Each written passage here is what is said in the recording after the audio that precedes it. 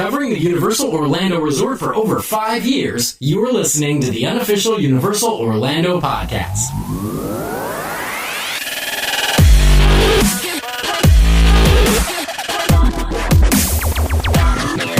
Hello and welcome to episode 231 of the unofficial Universal Orlando podcast. I'm your host Tracy, and with me this week I have Lee. Hello everyone. I have Darren. What's up, Internet? And I have Hunter. What the? Oh, wait. Okay. Hey, what's going on? How's Full house. Yes, a full house. Yes. Yeah. So how is everybody this week? Good. Good. Good. I mean, kinda. I was actually on the show last week. I just didn't get a chance to talk. You didn't even know I was there. No. No. It's a sit back, get comfortable, and listen show, isn't it? Oh, absolutely. Yeah. We Yeah. poke the fire a bit. It was a chilly 85 degrees that day, so That's why you keep bragging. blankets, hot chocolate. Yeah. Yeah. I would just like to say, by the way, everyone, the last week's show came out as we're recording 6 days ago, and it is the most downloaded show in that 6-day period that we have ever done. So obviously people like Jim more than they like us. Yes. You won't believe what Jim Hill says. Download it. You won't believe what happens at minute 35. Well, But also listen for surprises every 10 minutes. Listen to the whole thing. Well, that's the surprising thing. No, thanks everyone. We've had a definite jump in the numbers this year, so it's cool. Welcome aboard, everyone who's a new listener. Yes, and we do love having Jim on. Absolutely. That was a good way to start the year as well. Yes, even though it wasn't our first show of the year. No, that's whatever. God. So pedantic. I know. Right, fine. In that case, then I'll just start the show and pull faces at you. Well, we are continuing our just do it in whatever sort of order you feel like, aren't we? Yeah, this is the first time I've done it, so I'm kind of sitting here feeling very uncomfortable because I like order. So I've actually numbered everything. Oh God. Well, no, it just keeps me so I don't miss anything out. So, just because I need some sense of normalcy here, we are going to start with the producer's birthdays. Of course. So, I will take my usual then. Producers Club birthdays this month. We have the lovely Michelle Fletcher, and she is celebrating her birthday on January the 21st. And then we have lovely Spencer as well, Spencer Salt. He's celebrating his birthday on January the 27th. Happy birthday! Happy birthday! Happy birthday. You nearly It's mixed. a birthday! I married them both off. of those names together. I did. Michelle Spencer and Fletcher Salt. Fletcher Salt is actually my favorite Harry Potter character. I thought it was Veruca's brother from Charlie and the Chocolate Factory. No, I won't say that. Come on. Yes, you're getting a special salute at the moment. Lee may not make it out alive this show. I might not make it out awake this show. So, in that case, then, I think we should move straight on to Lee. Me? Yes, you. If you're not going to make it out alive or you may fall asleep, tell us all about the Mardi Gras concert live. Oh, well, the amazing lineup for this year's Mardi Gras concert has been announced. Are you ready, everyone? Are we going to be blown away? Has everybody seen this list yet? No. It's only slightly more disappointing than our podcast. Hunter. Wounded? Wow. Well, as we know, the Mardi Gras this year, they're doing the parade and everything every day of the week, but the concert's still only taking place on the weekend. And it will start with the first concert on Saturday, February the 4th, and that is Trace Adkins. Okay. Not really got an opinion. I think is he country music? I think so. Yeah, when I think New Orleans, I think Trace Adkins. Yep. The following Saturday, February the 11th, will be Neo returning for his 20th concert series. Okay.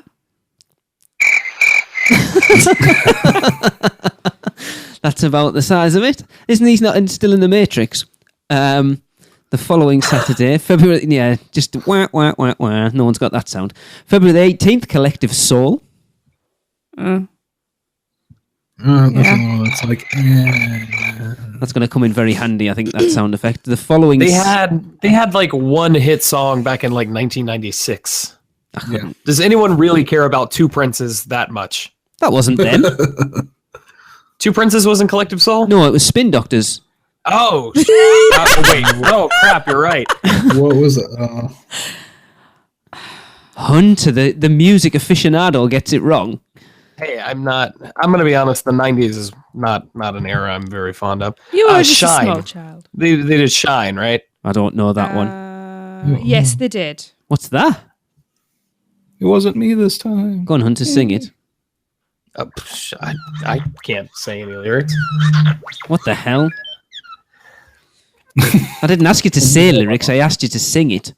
I'm Collective Soul, Shine. Yeah, I don't know that one. Anyway, the day after that, on February the 19th, which is a Sunday, the Ex-Ambassadors will play. I have never heard of them. No. Nope. The following Saturday, February the 25th, we'll see Fifth Harmony playing. Nope. Mm-hmm. They were from a reality show, I believe. Oh, God, right. March 4th, Kool and the Gang. That's all There we right. go. But they're there every year. That's the way I like it. I think I say that every year. Probably. March 5th, which is a Sunday, Olivia Neutron Bomb, as my dad used to call her. Wheeling her out, bless.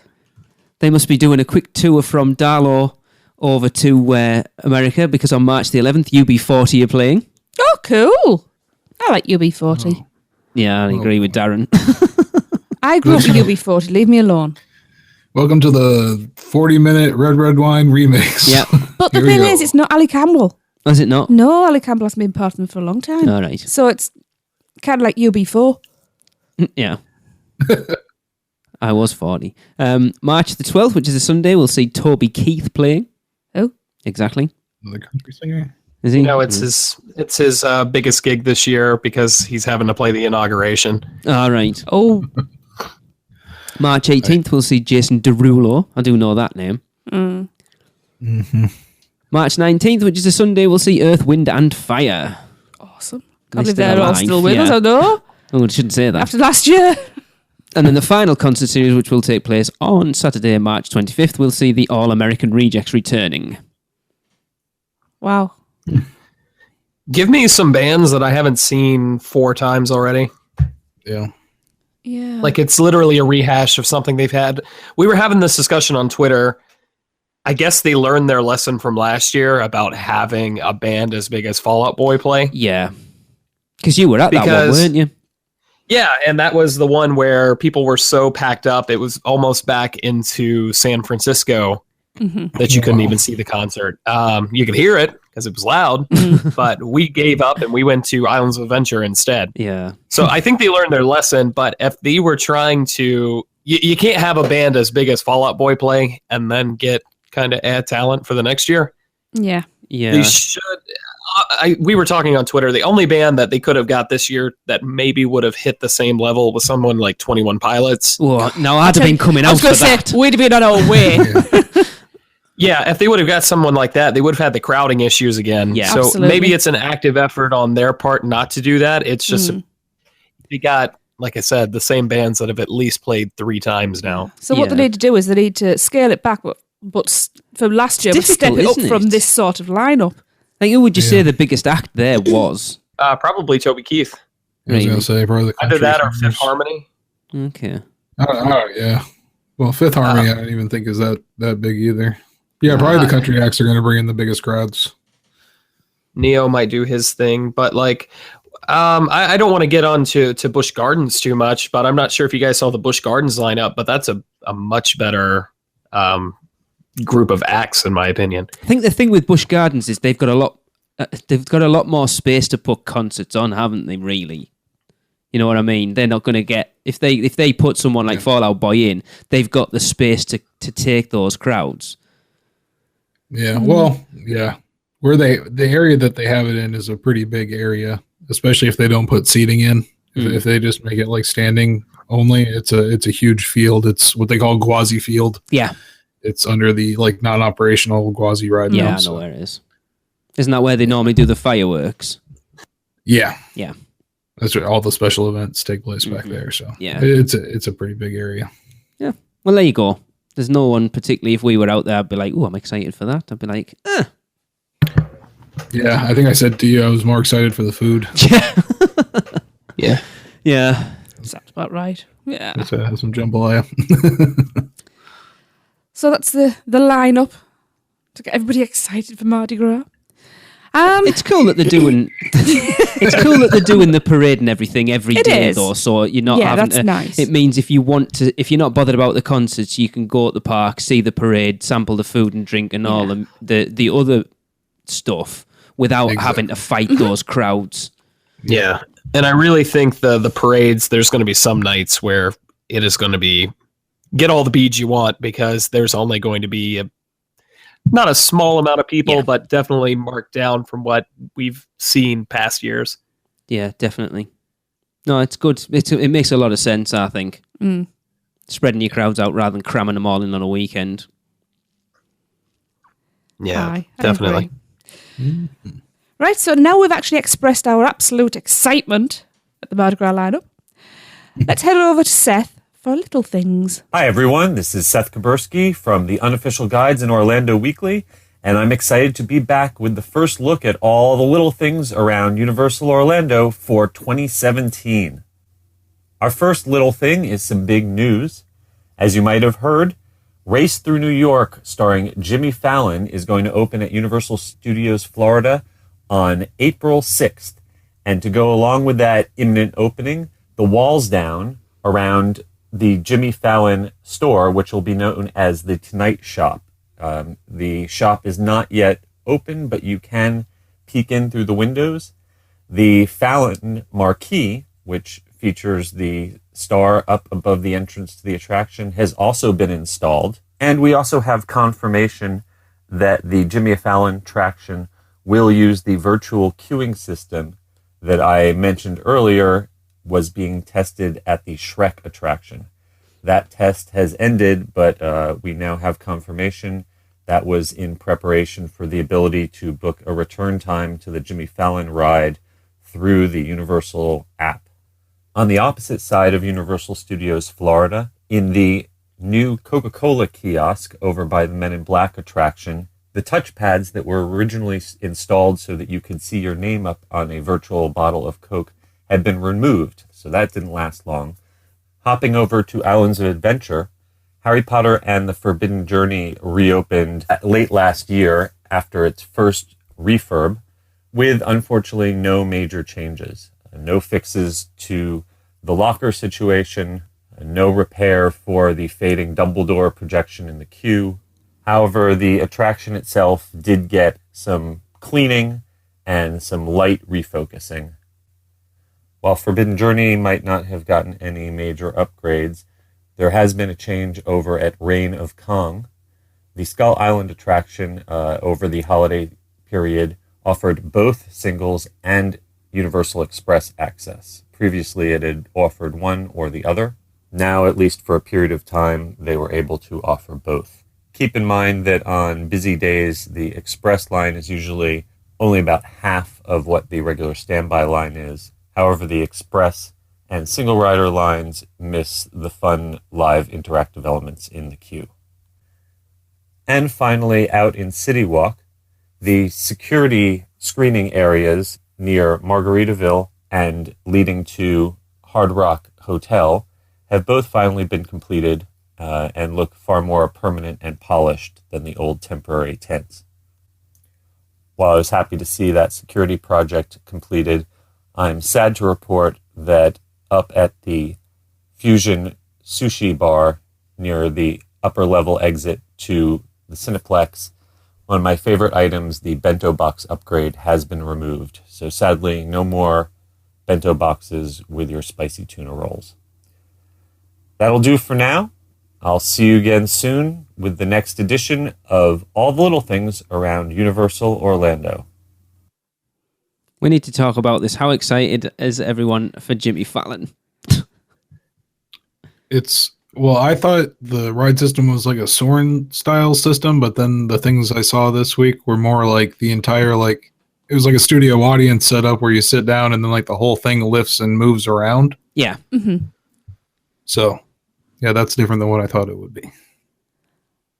But still optimistic. Yeah, I don't want it to be a bad ride. No.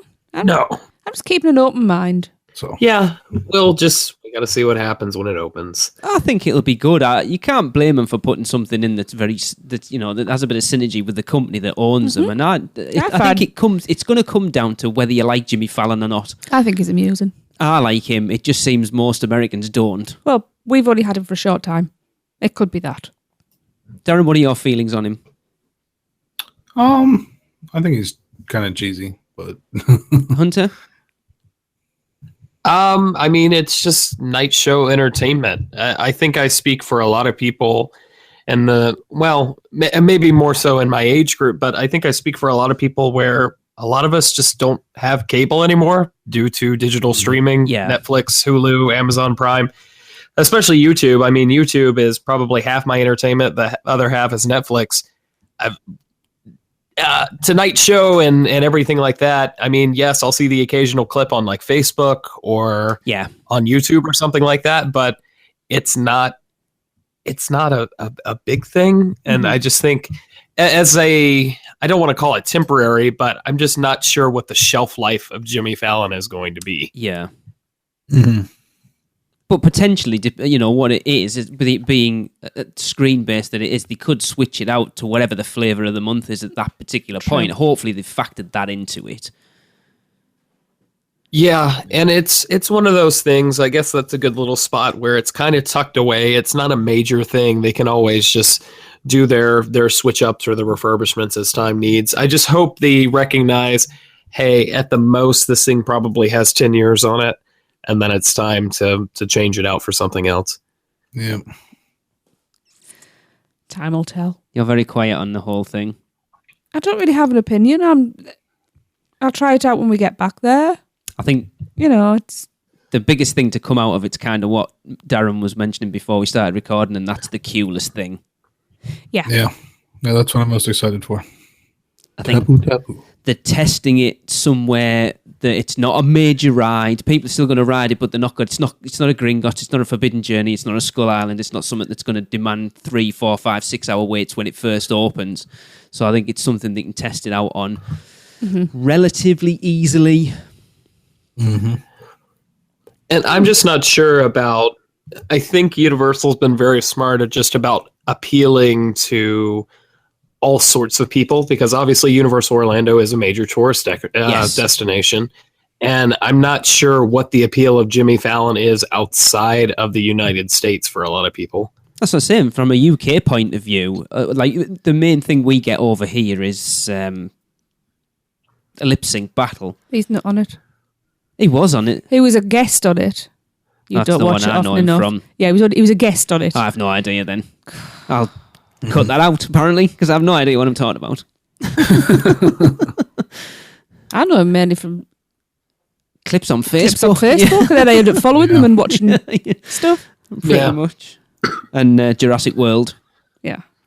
Just known for breaking character and laughing. I mean, it's like his claim to fame is being a not very good actor. Yeah. But in a funny way, so I don't know. I've got to say, when there's a clip and it's him and Terry Crews, I'm like, everything stops, I need to see this. Yeah. Because I think together they're just so funny.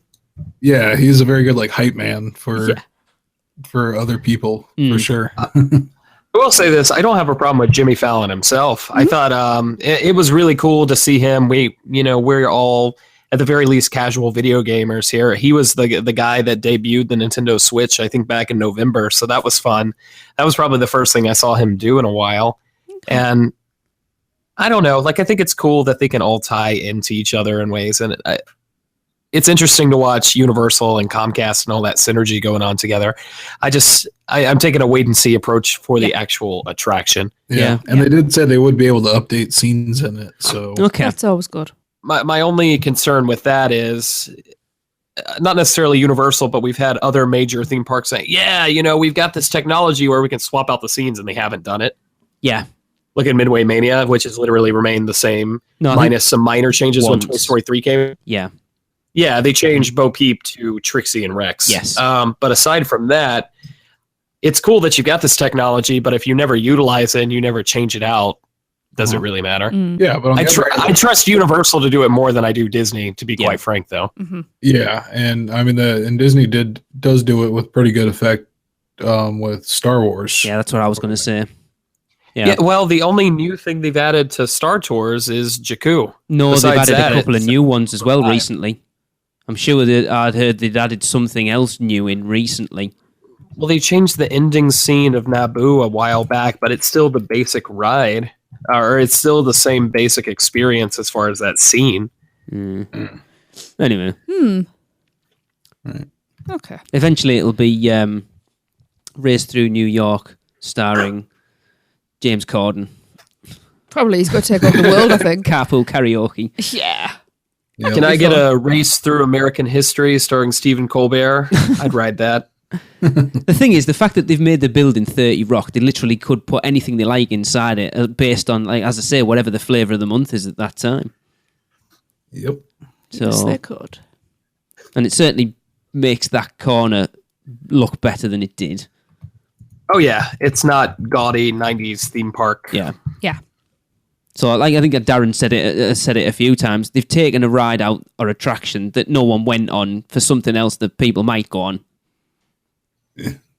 Yeah, which I think is fair. I think Jimmy Fallon's definitely going to have a much wider appeal than Twister will. Definitely. But it kind of, in the same way, it's kind of sad. For as much fun as we poked Twister, I think we all secretly deep down had some sort of affection for that attraction. Yeah. And that was kind of saying goodbye to the old Universal Studios of the making movies aspect. Absolutely. Yeah, that is the last one. I can't think of anything else. Horror makeup. Yeah. Disaster went, horror makeup is still there. E.T., E.T. still has some behind the scenes stuff. A little bit. Just like mainly like that little intro video by Steven Spielberg more than anything. That's really about it. They're more focused on bringing you into these worlds instead of, hey, you're visiting these movies. I mean, well, Mummy to an extent, but Mummy's such a convoluted storyline anyways. Yeah. Yeah, unless the extended queue is open. Then that it makes no sense at all. Yeah. Yeah, that's true. Right. I'm sure we could talk about that for hours. Couldn't we? Absolutely. So, let's move on. Hunter, would you like to talk to us about the celebration of Harry Potter, please? Sure. For the first time in a celebration of Harry Potter history, Warwick Davis, who you probably know best as Wicket the Ewok, but they've got him listed here as Professor Flitwick and Griphook. He will be attending the event alongside returning film actor Matthew Lewis, Neville Longbottom. Did you guys know he's engaged to a team member from the Wizarding World of Harry Potter? Yes, apparently so. Apparently met her at one of the events. Yep. That's awesome. Good for him. I think he lives here now. Is that right? Don't blame him. I mean, I guess he. Well, I thought. Well, you would I don't know. Has he done anything since Harry Potter acting wise? I don't know. I don't think so. Interesting question. Apart from getting his kid off. Look for him in the next Bill and Ted. It's Universal Studios. The problem is he can never remember his lines. Ayo! Oh. So Matthew Lewis is going to be there again. Of course, that's Neville Longbottom. And that's just the first batch of film talent that's been announced. So I'm expecting, or I'm really got my fingers crossed, I'm hoping we get some Fantastic Beasts announcements. Yeah. I really want Eddie Redmayne to do it because Fantastic Beasts was fantastic. I think they're missing out if they don't have something from Fantastic Beasts, even anyone. Yeah, well, we're getting into the panels in just a second, and they've only got one thing, which is a minor thing for Fantastic Beasts. So the panels they're doing for the Q&As, they're doing Mina Lima, which is like the font stuff. Is that right, Darren? Yeah, they do all the art, the posters in the movies. The super expensive artwork you can now take home. Exactly, for $275 a print. And they're doing it again for the Warner Brothers Studio Tour in London, the making of Harry Potter. Which is Harry awesome. Potter, the exhibition. What's the difference between those two? Well, the exhibition is just the whole little thing. All these things are contained in the exo. No, I think the exhibition is a touring thing they've been doing, whereas the studio tour is the actual sets and stuff from the film that's down at Leavesden Studios. Gotcha. They're doing a panel on Scholastic. Figure out when you can get the new Captain Underpants book. We've got Looks fun. Trailer looks fun. Or the concept art. They're doing a Pottermore conference. Looks like Pottermore's coming back in a big way. Harry Potter and the Cursed Child. You could probably skip that one. Just going to put that there. Be careful. I am currently reading that. Yeah, I'm just going to taint your opinion before you finish it. Well, don't. Google Daydream VR experience. Fantastic Beasts and where to find them. So there's your Fantastic Beast stuff. That's the one thing I want to try. Okay. Yeah. I'd like to see I the just want to see the Daydream headset. I haven't seen that yet. So What is it? Yeah. It's just Google's version of it. Headset. All right. Yeah. And Google always puts out a really polished and well-made product, so I'm sure it'll be cool. Mm-hmm. The problem with VR is either the coolest thing in the world or it's just some of the ugliest stuff you've ever seen. Yeah. Yep. And Warner Brothers Interactive Entertainment, so I'm assuming that's like the video game stuff and more. Still waiting for a really good Harry Potter game. Yeah, true. I will say this, if any of you guys have Lego Dimensions, the Fantastic Beasts level pack is actually really good. Okay. So just tossing that out there. In addition, there will be some exciting new panels and demonstrations that will give fans a look into how the magic was brought to life. Behind the scenes, Harry Potter film talent discussion. Warner Bros. Studio Tour London, creating creatures for the Harry Potter films with Nick Dudman and Warwick Davis. One thing I will say, we've seen several, or at least I've seen several things with Warwick Davis where he's presenting like Star Wars Celebration. He did a lot of stuff with Star Wars Weekends. He's a really good engager with people. Like he's really, really good at that. So well, in the studio, they've got him. In the studio tour itself, there's like a lot of like videos going along with certain like the creature sets and stuff, and he's sort of introducing the videos on them, so he knows a lot about them as well. So that'll be cool. Yeah, what's fun about Warwick is kind of, I mean, we keep tying into the Star Wars, but kind of like Mark Hamill, he's just a big geek and he loves this sort of stuff. And that passion translates, and I think that's really cool. Yeah. Mm-hmm. And stories from Harry Potter the exhibition. Also coming to this year's event is Harry Potter trivia and a fan art walk where you can contribute your artist skills to a chalk art gallery that will be on display throughout the entire event. Oh. I thought you said chop there for a second. I just realized he said chalk. Yeah. You guys you can go see my walk, my wand painting. It's going to be cool. It's a stick with little small sticks coming out of the end of it. Eh? That whole sentence was just wrong. Very convoluted sentence. I apologize. It was wrong, is what it my was. God. Your wand. No, it doesn't matter. Let's move on. Let's swiftly move on. Yeah, a celebration of Harry Potter is not as big as it should be. No. And same as before, pretty much. Pretty much. Your expo with exhibitions, and then some of the cringiest Q&A you've ever been to. Oh, God, so what was your opinion on when you said this in movie 3 about so-and-so? I have no idea. I don't even remember that far back. When they ask them actual like spell questions and stuff. And they don't know. I don't know. Oh, it just... I just read it off a script. The Weasley twins were like, I don't know, we just work here. Yeah. I've got to say, they come up with some of the best answers. Yeah. They are good, them too, though. They should get Michael Gambon to do one of these Q&As so we can all just yell at him. Wasn't he there? He was there a couple of years ago. I think so. Was he? Yes. Well, I missed my opportunity. Yeah, I'm sure he was there 2 years ago. Or last He's year. got to come back. Was it last year? Last year or 2 years ago, I can't remember. Yeah. This deranged fan kept asking why I put my name in the Goblet of Fire. Remember, you had to shout. Yeah. That's it. In a real West Country accent. Yes. Dumbledore, you've changed. Richard Harris, we miss you, buddy. Mm-hmm. Yeah. I think we should leave that one behind. There's not an It's awful getting a lot bit you can silly, say isn't about it? it There because isn't. it seems to be the same every year. If they need it to if they want it to I've said this before. My biggest thing is they should invite the fan groups in, Incendio, LeakyCon, and make it a bigger thing than it is, rather than them just controlling it from the ground up. But what do I know? And it should be in both parks. There should be an 8-film showing in City Walk. There's a heck of a lot more they could be doing with this, Absolutely. but they're just and it's kind of the problem we talked about how then maybe this was before we started recording. We were talking about how I skipped the holiday events at Universal this year because it's the same thing every year. They're doing the exact same thing with Celebration of Harry Potter. It's just really frustrating. Yep. Yes, indeed. Yeah. Right, let's leave that behind and talk about phone chargers. That's a segue and a half, isn't it? I don't do segues. Well, you need to. Well, I can't. I was waiting for someone to use the word muggle, but they didn't, so there you go. Well, Tracy, you really charged into that segment, didn't you? Hey. Thanks for saving me, Hunter. Darren, what have you got to tell us? I am telling you about some phone chargers. Yes, you are. Phone charging kiosks. Yeah. Universal Orlando has added 3 new cell phone charging stations at Universal Studios Florida and Islands of Adventure, like 3 in each one, right? Yeah. Okay. And they are part of the park's partnership with Coca-Cola. And apparently it's awesome, is what I got told. Yeah.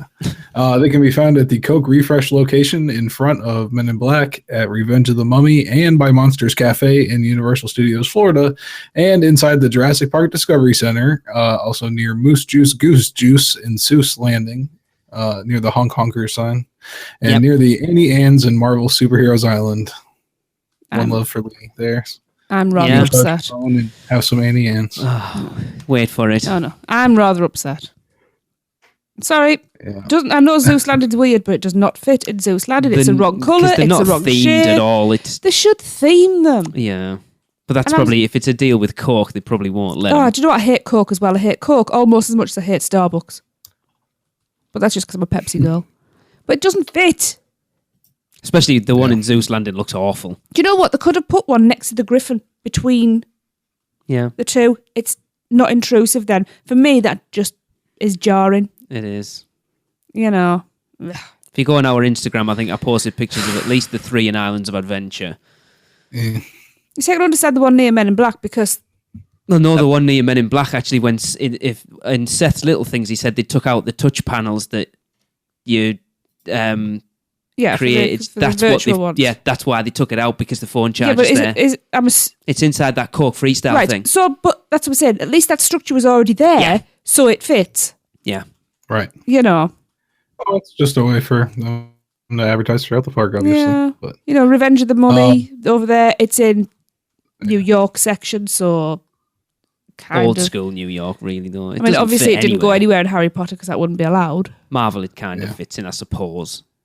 Yeah, I mean, they could have still put their Coca-Cola logo with, like themed to that era. Yeah. That era, especially the New York era. They could have that like 1930s, 40s style Coca-Cola logo. Mm-hmm. Could have put a few dings in it. I don't know. Anyway. I'm not one to look a gift horse in the mouth. This is cool that they're doing it. It is, yes. It's something they need. Yep, and it's there's 6 trays per charging station. And looks like you can see from a distance like which ones are open and which ones aren't. You got the ones that are open or show up in like a bright green, and the other ones are red. So, how popular they'll be. Very, I would expect. Yeah, maybe people will be a little bit afraid to leave their phone. Maybe people don't like to leave their phone. Actually, I already have a charger that I bring around with me all the time. It's funny.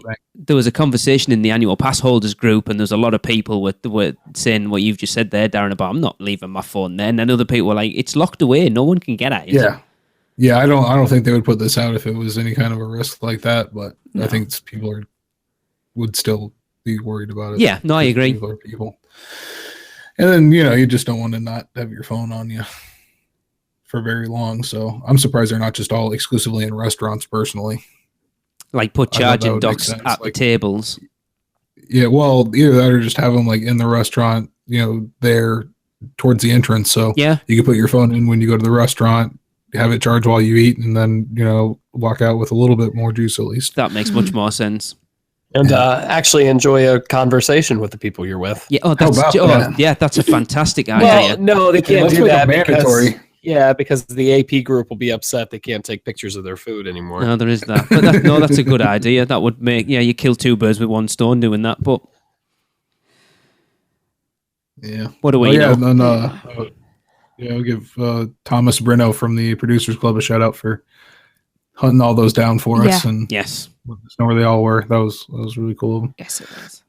No, I understand. I think it's great, that they've created an option where you're not sitting, finding an outlet and then sitting and waiting for it to charge. I think that's a great idea. And they are free, which was a big thing when we found out about them. It's like, are they going to charge for these? Because they could quite easily, especially with them only being like, if you think there's 18 per park, they could easily charge for them. Oh, yeah. Well, also remember, they used to actually have like that charging station in Toon Lagoon before Secret Life of Pets took over that shop. What's a mod to you? Yeah, you used to be able to go in there and pay to rent a charger or keep your phone charging or whatever. So it's cool that they're doing this. That was an internet cafe for a while as well, I think. You could pay to use the internet in there. Yeah. How else am I supposed to play WoW while I'm on vacation? I was saying, what's so important if you're on vacation with your family? I have business emails. Yeah. Don't go on holiday then. Send your family without Money you. transfers. Who knows? You never know what you might desperately need to get internet for. BlackBerry is out of juice. I hate having to take my phone. You don't have to. I'm going to take my 10-inch tablet with me next time so I can take pictures of everything over my head and block everyone else's view. Yeah, that's the way to do it. What I find is funny is that most phones have better cameras than the ones on the tablets. The camera on my tablet's terrible. I'm going to get a TV with webcam capabilities. And I'm just going to. I got a nice big old 13-inch iPad Pro. How can I take the best photos with it? Wishes. Oh, man. Oh, but no, it's good. I'm glad they've done it. But yeah, they are a little jarring. They could have put them somewhere else. Well, yeah. I don't know. I wonder if they'll end up putting them out in City Walk as well then. Because I'm assuming if there's only 18, this is a trial. Possibly. It's not an awful lot when you think how many thousands of people are going through those parks on a daily basis. That's what I'm thinking. The chances of finding one that's actually empty. Yeah. Especially later on in the day.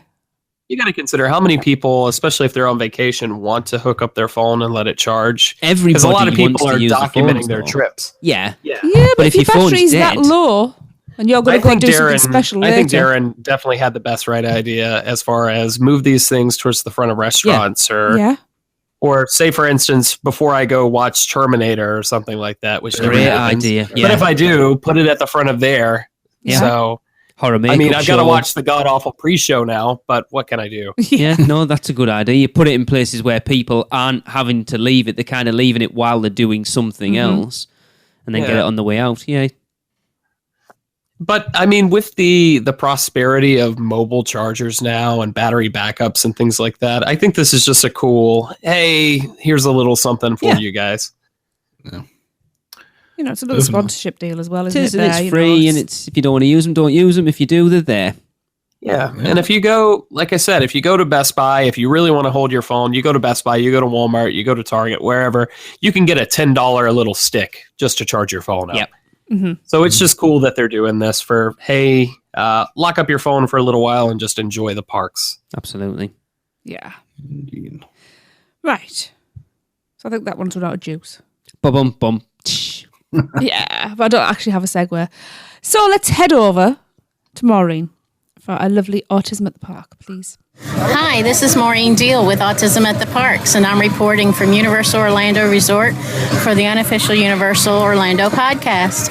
And today I'm at Universal Studios standing outside Men in Black Alien Attack, as you can tell with the great music in the background. Now, Men in Black has a height requirement of 42 inches, and those between 42 and 48 inches must have a supervising companion. Those guests using a wheelchair, there are ride vehicles that have been modified to help you with your transfer. Just be sure and ask a team member for assistance. This ride does spin around a lot, so if that movement bothers you, take caution with this attraction. There's also special strobe and fog effects, which might aggravate certain medical conditions. Please always, before riding an attraction like this, check the rider's guide for all the details. This is one of my favorite attractions. It's a lot of fun. You can have family rivalries going on, see who can hit the most aliens. And this has been Maureen Deal for the unofficial Universal Orlando podcast, signing off from Universal Studios, Florida. Oh, thanks for that, Maureen. Girl my- after my own heart. my Family favourite rivalries. Some good information in there, though. Here for Craig, because I love Men in Black.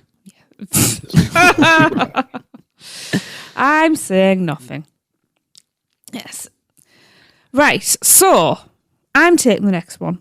There's no segues tonight at all. There's no segues. Look, you threw a whole new format at me. Do not expect perfection. You know, I'm doing the best I can with what I've been given. Story of my life. Get on with it. I am. You're the one that's bringing up segues.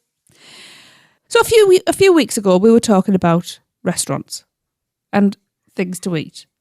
And I brought up the lack of vegetarian options. Well, in fact, I created a vegetarian restaurant, didn't I? Yeah. Yes. So, which I thought was absolutely amazing and I would eat at.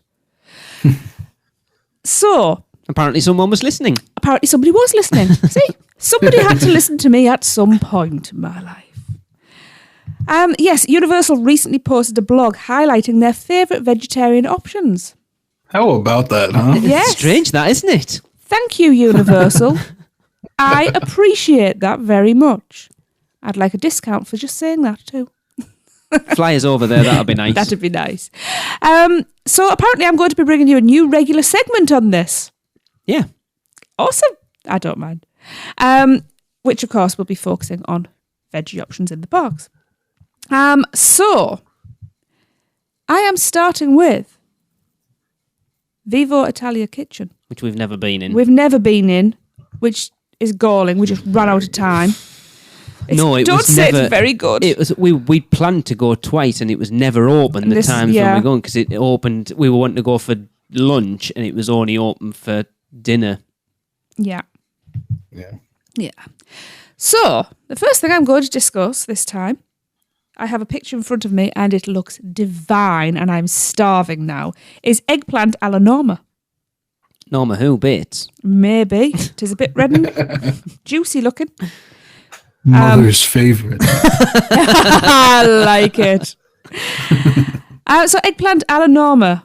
It's a delicious combination of diced eggplant, or aubergine for us Brits. I'm glad you said that because I can Yes. never remember what it is. You always turn your nose up, you lot, when I serve it. It's What? This is the first time I've ever heard this. You don't call it eggplant? No, it's an aubergine. Okay. Spelled Aubergine. What the hell are you on about? Aubergine. Neither of them make sense. So No. I'm okay with it. Like eggplant doesn't make any sense whatsoever. There's no Yeah. eggs on it. Well, there's no obers on it. I have not seen a single gene on a single eggplant. Well, maybe somebody called Jean's eating it. Who knows? Who knows? There are many things that we call different things. So, yeah, names. Yeah. I knew where I was going. I think we with need to that. have an off-topic show at some point where we just slaughter each other's use of the English language. Sounds like a plan. That'll work. Anyway, back to the food, which looks amazing. So, eggplant a la Norma is a combination of diced eggplant, aubergine, fresh mozzarella, we do call it mozzarella, basil, but I do believe you pronounce it basil. Basil. Which makes no sense to me. And penny pasta, we have the same. Which we Penny pronounce. pasta is Penny actually pasta. my favorite superhero. Now, it's tossed in a semi-sweet tomato sauce. See what I'm doing there? Yeah, I am, I but know. don't go there because that's the one. That's the one word that doesn't make sense. No, I know. And it's all made in-house, which is really good to know. And it costs $15. And they're saying this favourite will not disappoint. I've got to say, if it tastes It as does good look as it good. looks, I'd be very happy with that. In fact, that's going on my to-try list. There you go. In fact, do you know what? If anybody goes to Vivo and they fancy trying this option, let us know what you think, because it'd be nice to have some sort of ratings for people. That's a good idea, actually. Yeah? I Yeah. could collate all of that stuff and we could put a blog post up in the coming months. People go and try out the veggie options. Give us honest reviews for it. That's a good idea. So So this week's is eggplant a la Norma. it is. And it looks gorgeous. Cool. Yes. So that's the first of my new segment that I've just learned all about. Well, you should read the show notes before you sit down I don't to have record. time. I'm a busy person. Right. So again, no segue. I'm so smooth. There isn't really a segue into this one. There isn't. We're running a bit long today, actually. So after you have been seated to eat your there we eggplant go. a la Norma, and maybe you may be lucky and get the best seat in the house, you can then go to a ride and try and find the best seat on the ride. Well, So, we're going to try and give you the best seat on the ride. we are indeed. We talked about a recent blog post that Universal posted, which was regarding their take on the best seats to sit on in certain attractions. Yeah, I mentioned it the week before last. You did. Now that post, for whatever reason, I think we can guess, I know the reason. has now been pulled down. Some things seemed like a good idea at the time. We might get shouted at for this because we've decided to do our own guide for Why you. not? No, I I don't think know. you're gonna get shouted. I think it's a good idea, No, actually. this is ours and other people's personal opinions. It is not a definitive guide, although it is really. So we're going to focus firstly on Islands of Adventure, split it into the specific islands, and with the help of the amazing Producers Club, we aim to give you a guide of where to sit to get the best experience. So we're going to start in Marvel Superhero Island with the Incredible Hulk. Are we going to give the producers first and then give our own? Absolutely. Right, then I will start with Ali Schilberg. And her vote goes for the last row in the middle. So she likes All a right. bumpy ride. Yeah. Stuart Mallet, and he says front row or back row, which I agree. You have to try one way, either way. Oh, yeah. So Rob Hoffman says, I only rode the new one once. I sat in the 7th row and hated it. I felt dizzy and Hated sick it. after. Maybe it was the G-forces of being closer to the back. Next time, I want the first few rows. Okay. I'm sorry, Rob. It's rough as hell no matter where you sit. Yeah, Jessica Edwards said, I found the Hulk to be incredibly rough. The front row seemed smoother than the back, which was horrific, and I'm a huge coaster fan, but I felt like my brain had been beaten like eggs after it. Oh, that's not good. Is that not what people are into these days? Apparently not. That is why I ride the Hulk. Maureen says, I've only ridden it once, and that was in the front row. So front. I think that's a good reason for having that vote. Yes. Yes. Oh wait, yeah, that's me. Brian Jennings says front row for sure, any seat. My last trip in December, I was able to ride there in both the daytime and night. In the dark is a big rush. I've ridden in the middle rows and towards the back, and the ride is just a rough meh back there. Front row is totally different experience that I love and don't seem to notice as much roughness. Okay. I'm bearing this in mind. Mm-hmm. Alicia Stella says, I think every seat is pretty good on this one, but I think the middle of the train on the left-hand side is my favorite. Okay. You get a great view without the fear of the front or the overly rumble-tumbly of the back. It's a good, yeah, makes a lot of sense. Andy from Belgium, I'll put that because I can't pronounce his surname. Demetler. Andy. Yeah, whatever. He said, it depends. How big of a headache do you want? I guess the back it is. Holly Cotter. Hello, Holly. While I do like the very back as it's the most intense ride, I actually prefer the front on roller coasters so I can get a good look at the park instead of the back row in front of me. The back of the row in front of me. Sorry. Yes. Jillian Dunn says, depends on what you like. The front seat is great for the thrill of the launch and the view. Back row is definitely more intense. I've got one last one from Mr. Thomas Brino, the front row. Craig Darling says, I've never ridden front row, just don't see the fuss of queuing that long. Ridden back row on this, and the thrill is better. Awesome. Sean Hill says, front row. There you go. To the point. So, yes, I'm dredging back because it was 2009 when I last rode this. Yep. And I rode it, I think, once. And now, was this the same year we rode? No, was that even open? Or was It was that the first time we went with the kids. Did we go to SeaWorld? Was Mako open? No, you haven't even ridden Mako. I Not haven't Mako. ridden What's that? Mako. What? Manta, yes, Manta, you rode that was Manta. That was the same, right. yeah.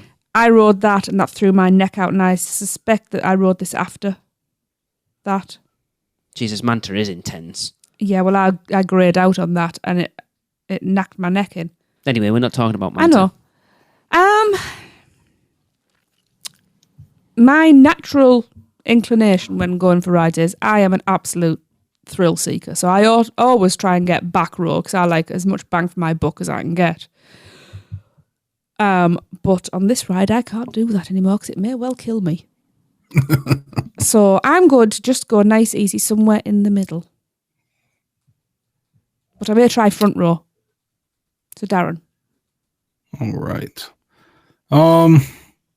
Yeah, I like the back row, but the front row is so cool for the launch at the same time too. Mm-hmm. So really, I'm one that will go. Yeah, either of those two options are good. If the front row line isn't too long, I'll go for it. If not, then I'll go for the back.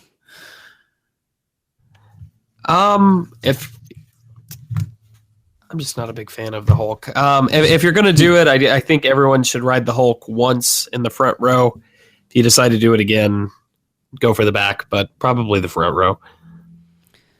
See, I'm used to coasters being rough, so it doesn't really bother me sitting at the back because my head gets bashed around anyway, and with not having any hair, there's not a lot of padding, so it gets bashed all over the shop anyway, so it makes no odds. Explains a lot. I understand the middle row. I can't remember who it was that said, was it Alicia? I think she said, did she say middle row for sort of, it's probably the smoother ride because you're kind of in the middle without the fear of the front and out the roughness of the back. But personally, I think, especially as it is now, with that lighting package and everything, I think front row would probably what I would lean towards at this point. Because that coming out of that tunnel is phenomenal anyway. Yeah. You're like a little lab rat coming out in the bright sun, like, whoa, hang on. Yeah, I would go front row, personally. I've got to say, that's I can't remember who said about riding in the dark. Front row in the dark. That was Thomas, wasn't it? No, it wasn't. I can't even remember. I think that sounds like a plan. Yeah. So there you go. There's arguments for every seat, to be fair. I don't think we've helped anybody really. That one. We've given enough opinions there that people can make their own judgment up based on our ideas. Yeah. Right then.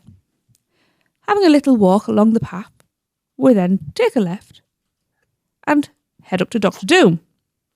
So, we'll start with Stuart Mallett. Hello, Stuart. Hello. Talk to him as well.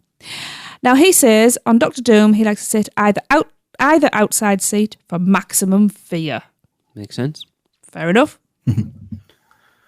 Mine is that Ali Schilberg? Yes.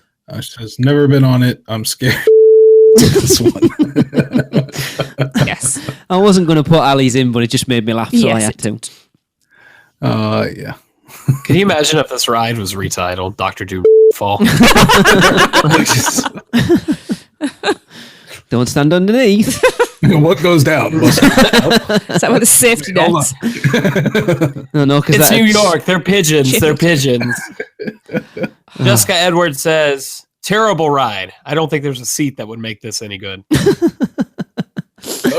Alicia Stella says, one of the sides facing the park for sure. Not that Cabana Bay or the new Volcano Bay isn't worth looking at, but seeing backstage areas behind the attraction kind of ruins the magic, especially on the way down when you have so much time to look around.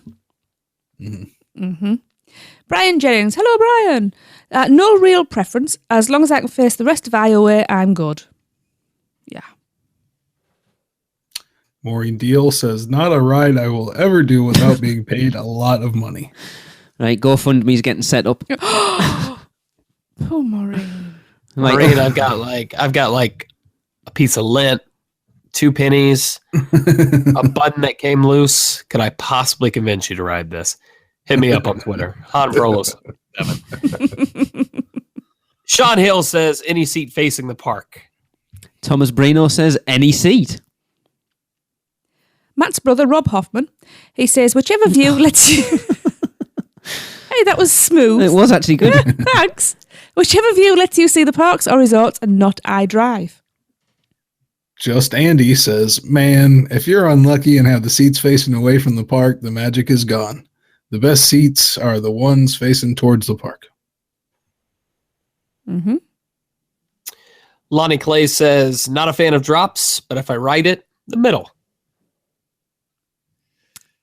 Holly Cotter says, I prefer to be on the side which puts you facing the rest of Iowa, a great view.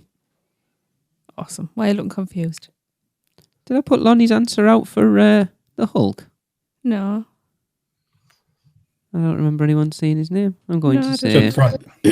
I said front, did he? All right. No, I don't know. Oh, no, he didn't actually answer it. That's why. All right. Okay. He didn't answer the Hulk one.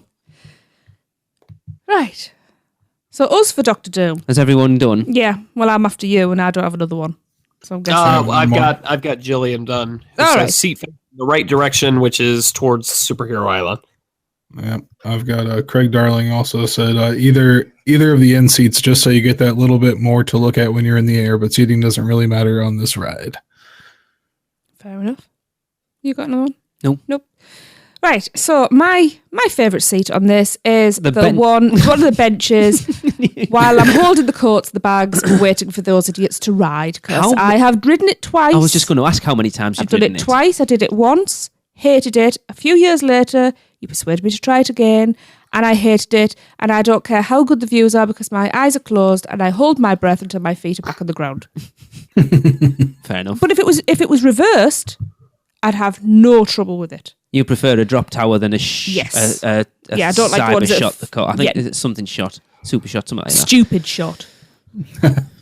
Yes. So yeah, Falcon's Fury. Yeah, bring it on. Yeah. I was going to say, after riding Falcon's Fury, this one seems like a very small little cakewalk to me personally. It's a frog hopper. Yeah. The view in the park is cool, but being on the other side of that, before I started doing the podcast or anything like that and really looking into things, that was like the first glimpse I got of backstage, and being a theme park fan, it's kind of cool to see that kind of stuff personally. So That makes sense. I actually never thought about it that way. Mm-hmm. yeah. The problem with rides like any ride that you go up high, that's where all this awesome Yes. theming just kind of fades completely because you're seeing the tops of buildings and everything like that.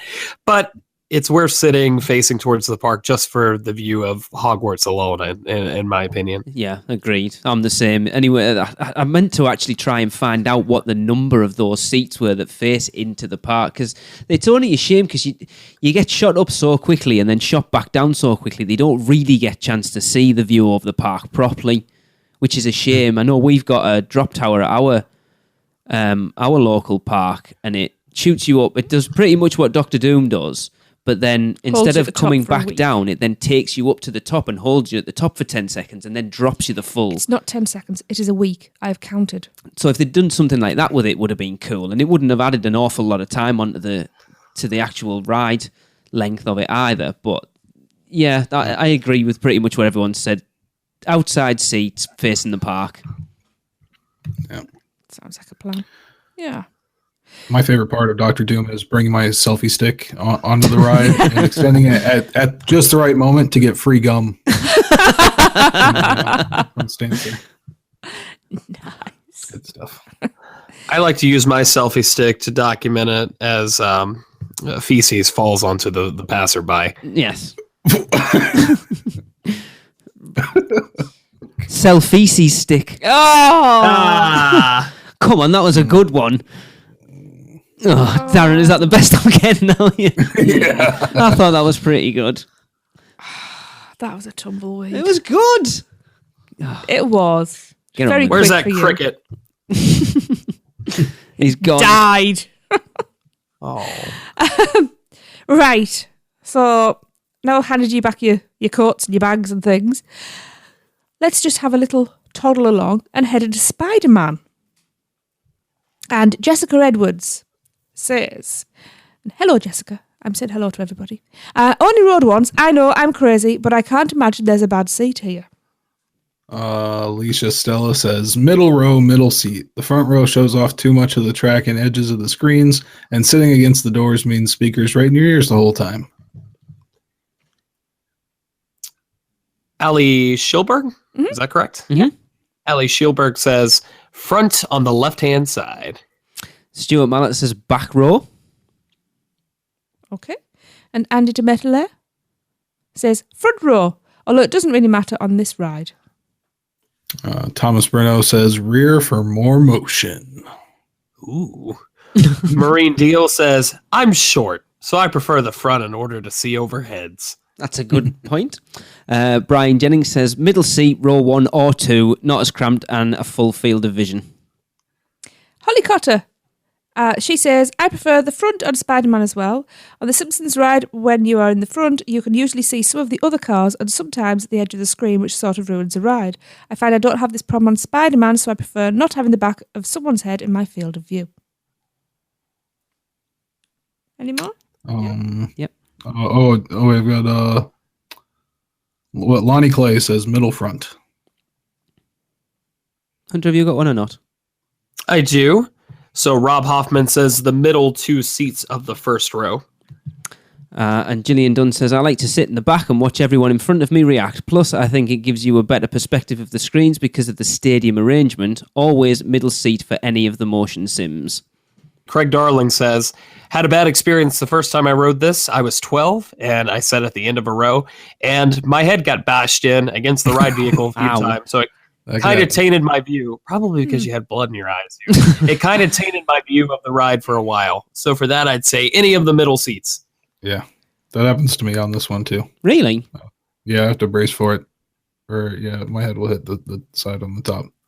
But I think it curves in slightly at the top, doesn't it? With you being taller, I suppose it comes from that. I'm only short. Yeah.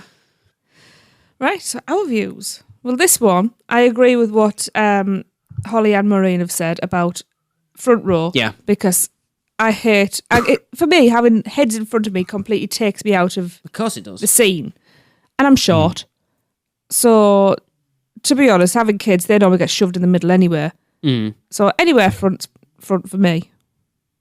So yeah, I like the front middle. I feel bad whenever they give it to me. Yeah. Oh, yeah, because obviously you're way taller, so you're in everybody's way. Yeah, I feel bad, but at the same time, that's where I like to be. So yeah, not too bad. Actually, like the middle row or the middle section. The reason being is because I am a little bit taller. The heads usually don't bother me, and I think the depth of the 3D is a little bit better the further back you go. Yeah. Mm-hmm. For me, it's a tough one because I agree that you want to be sat in the front because you obviously haven't got people sat in front. I'm only short as well, but kind of. I think it was it Holly that said about the Simpsons ride about being able to see the other cars and stuff if you sat in the front, and I don't think it. I hate that. Yeah, I don't think it's quite as bad on Spider-Man. So I'm kind of. That front row is going to give you that being able to see things that you maybe don't want to, and then that middle row is going to immerse you in it completely, but then you've still got that trade-off of do you want to see stuff that you maybe shouldn't be I don't look against not on that ride anyway. People's heads in front of you. So I would say middle anywhere in the first 2 rows, really, depending on how much people's heads in the way piss you off. Fair enough. Yeah. I think that was... There you go. Gives people plenty of information. Cross-section of people to give their opinions and make it yourself. And if you have a better suggestion, let us know. And we can maybe put a definitive... Everybody, email us in the best, your favourite place to ride those rides, and we'll try and come up with a definitive answer of... You can collate that. I will do. It'll be a nightmare. Yes, it will. Because I don't It depends how many people email in. There's potentially a lot. A definitive answer, do you? Probably not. No. Because everybody likes different things. Mm-hmm. Right. Well, I guess that's going to do it for the show. Unless anybody's got anything else to add? No? No. Me either. We don't know what next show's going to be yet because we were supposed to be recording it next, and our guest has it's going to be unfortunately a surprise. Had to pull out at the last minute. So hopefully we might get him on, or we might not. We don't know. And if not, surprise! It might be a surprise for all of us. Yay! We'll do an all singing show. I'm not doing that. There we go. We should have sang everybody's answers to those. I like to sit in the back and watch everyone in front of me react. Yo, the front row's the best, dog. Said sing, not talk. Faux shizzle. My nizzle. Na na na na na. It's gotta be the front row for me. look, you're the one that's controlling this show and it's still going on. It's completely out of control, as usual. Right, before these two lunatics get any worse, or Darren decides to join in as well, we shall wrap it up. Thanks for joining us this week. I hope you've enjoyed it. So, for episode 231, and for Lee, Darren, Hunter, and myself, Tracy, And all the producers. and all the producers, and anybody else, Seth, Maureen. Seth, Maureen, and anybody else as well. We don't know who's lurking in the background, you know. Everybody that works at Universal. Yes. This has been the unofficial Universal Orlando podcast. Good night. That's it for another unofficial Universal Orlando podcast. Make sure you never miss a show by subscribing on iTunes, and while you're there, please leave us a rating and a review. Listen to us on Stitcher, Google Play, and all your podcast apps. Email us with any questions or comments to podcast@uuopodcast.com, or even better, record your message at speakpipe.com/uuopodcast. Follow us on Facebook, Twitter, Instagram, YouTube, and Pinterest, keyword UUO Podcast. Check out our blog for even more content at uuopodcast.com. Well, that's a wrap. See you next week.